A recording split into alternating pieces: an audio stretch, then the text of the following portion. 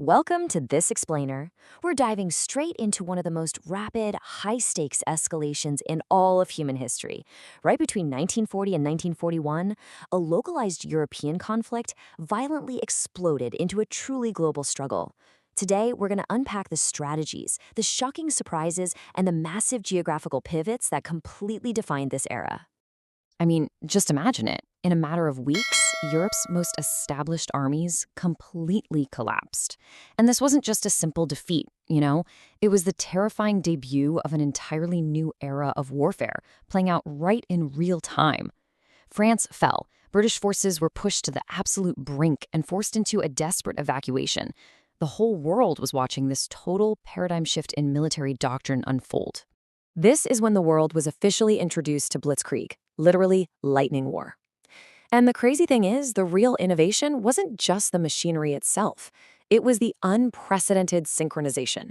We're talking fast-moving tanks, devastating aircraft, heavy artillery, and mobile infantry all working together in this overwhelming, highly coordinated assault.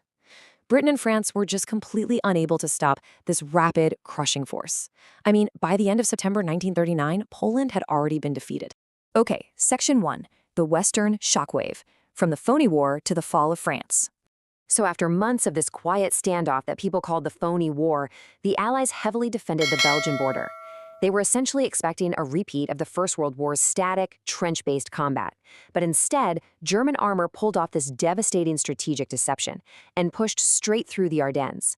Now, the French High Command had officially deemed this densely forested region practically impassable for a massive tank force, so it was a brilliant, just devastating surprise. German tanks broke right through the weak defenses, raced straight toward the English Channel, and completely trapped the Allied armies. That brings us to late May, where hundreds of thousands of British and Allied troops were completely surrounded near the French port of Dunkirk. The English Channel was at their backs, and the German army was closing in fast. But then, Operation Dynamo takes place. Hundreds of military vessels were joined by everyday fishing trawlers, pleasure yachts, and merchant ferries, all crossing the channel under heavy fire. Miraculously, they evacuated over 300,000 Allied soldiers. Saving that army literally meant the Allies lived to fight another day. But, unfortunately, France itself was lost. The offensive begins on May 10th. By late May, you have Dunkirk. And then just a few weeks later, on June 14th, Paris is occupied by German troops, followed shortly by an armistice. The sheer speed of this systematic dismantling of a major global power was breathtaking, and it left Britain standing completely alone. Moving on to Section 2, the British standoff, the Battle of the Skies. Hitler fully expected Britain to just seek peace at this point, but under Prime Minister Winston Churchill, they flat out refused.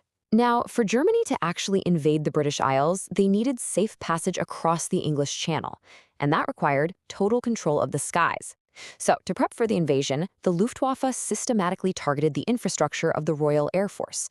They bombed airfields, grounded fleets, shipping lines, before eventually turning their terrifying sights directly onto civilian centers during the Blitz. The Royal Air Force was heavily outnumbered, for sure, but Britain had a secret advantage, and it was a revolutionary technology: radar. This early warning network acted as a massive force multiplier.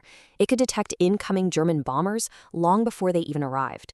So when you combine that with an incredibly effective command system on the ground, British commanders could launch their limited fighter planes exactly to the coordinates where they were needed most. They were intercepting threats directly rather than just wasting precious fuel on empty patrols. Because they couldn't get air superiority, Hitler was forced to postpone Operation Sea Lion, which was his planned naval invasion of Britain. This is a huge deal because it was his first great strategic failure. It ensured Britain would survive to serve as this sort of unsinkable aircraft carrier, which became the essential staging ground for the eventual Allied liberation of Europe. Let's look at Section 3, the Eastern Gamble. Operation Barbarossa begins.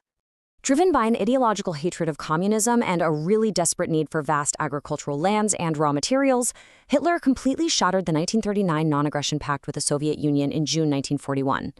Millions of Axis troops just poured across the border. They targeted Leningrad in the north, the capital city of Moscow in the center, and the resource-rich Ukraine in the south.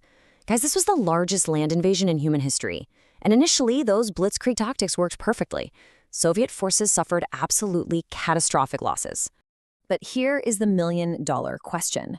With such terrifying initial speed, How did this massive invasion devolve into a total disaster? Well, Germany had entered a theater of war that was entirely unlike the compact, developed nations of Western Europe. The German war machine rapidly outran its own supply lines. They found themselves struggling across just enormous distances. Actually, they ran into completely different Soviet railway gauges, meaning German trains couldn't easily bring up critical supplies. Then they had the infamous Russian mud, which completely bogged down their mechanized advance. Add to that the fierce Soviet resistance, which was continuously mobilizing massive numbers of soldiers and bleeding the German lines. And this all happened right before they collided with their most brutal enemy of all, the freezing Russian winter. Which brings us to Section 4, the Winter Wall, the Soviet counteroffensive. Freezing, exhausted, and stalled right at the very gates of Moscow in late 1941, the German army was hit by a massive, mobilized Soviet counterattack. The dream of a lightning victory in the east was completely dead. The Soviet Union was battered, yes, but they were still fighting fiercely. What was supposed to be a rapid conquest had now completely bogged down into a gigantic, grinding war of attrition just for absolute survival. Finally, Section 5, the global explosion, the 1941 climax. While Europe was frozen in this brutal combat, a completely separate geopolitical shockwave was triggered half a world away.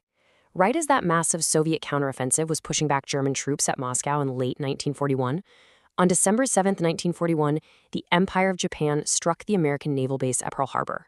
The immediate result of that attack changed the course of history forever. The United States officially entered World War II. Think about what that means. The conflict was no longer just a European struggle.